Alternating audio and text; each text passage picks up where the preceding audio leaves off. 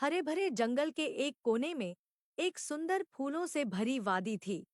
इस वादी में कई तरह के कीट पतंगे रहते थे, जिनमें से तीन सबसे खास थे। एक मेहनती मधुमक्खी जिसका नाम बिंदु था, एक खुशमिजाज तितली जिसका नाम तारा था, और एक संगीत प्रेमी टिड्डा जिसका नाम मोंटी था। एक दिन बिंदु सुबह सुबह अपने छत्ते से निकलकर फूलों का रस इकट्ठा करने चली गई। तारा अपने रंग-बिरंगे पंख फैलाकर फूलों पर मंडरा रही थी, और मोंटी एक पत्ते पर बैठा अपनी सुरीली आवाज में गाना गा रहा था। तीनों की मुलाकात एक बड़े गुलाब के फूल के पास हुई। बिंदु ने तारा और मोंटी को देखा और कहा, तारा, मोंटी, क्यों न आज हम तीनों मिलकर कुछ नया करें?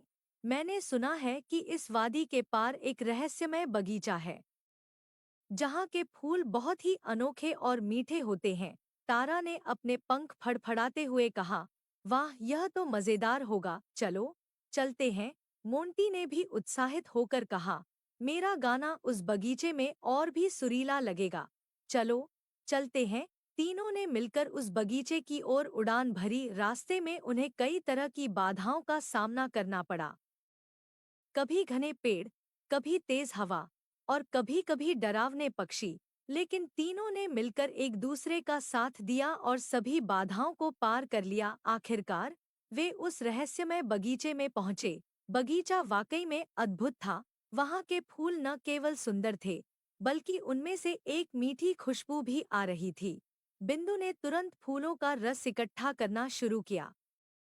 तारा ने फूलों पर मंडराते हुए अपने पंखों का जादू बिखेरा, और मोंटी ने अपनी सुरीली आवाज में गाना शुरू कर दिया। लेकिन तभी एक बड़ी मकड़ी ने उन पर हमला कर दिया। मकड़ी ने सोचा कि वह इन छोटे कीटों को आसानी से पकड़ लेगी।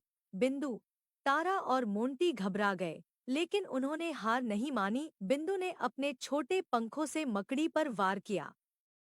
तारा ने अपने पंखों से धूल उड़ाई, जिससे मकड़ी को कुछ दिखाई नहीं दिया, और मोंटी ने अपनी तेज आवाज में गाना गाकर मकड़ी को विचलित कर दिया। तीनों ने मिलकर मकड़ी को भगा दिया और राहत की सांस ली।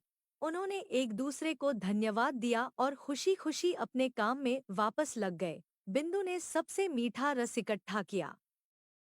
तारा ने अपने पंखों से फूलों का पराग फैलाया, और मोंटी ने अपनी सुरीली आवाज से पूरे बगीचे को मंत्रमुग्ध कर दिया। शाम होने पर तीनों वापस अपने घर लौटे। रास्ते में उन्होंने अपनी साहसिक यात्रा के बारे में बातें की और महसूस किया कि एकता और मित्रता से वे किसी भी चुनौती का सामना कर सकते हैं।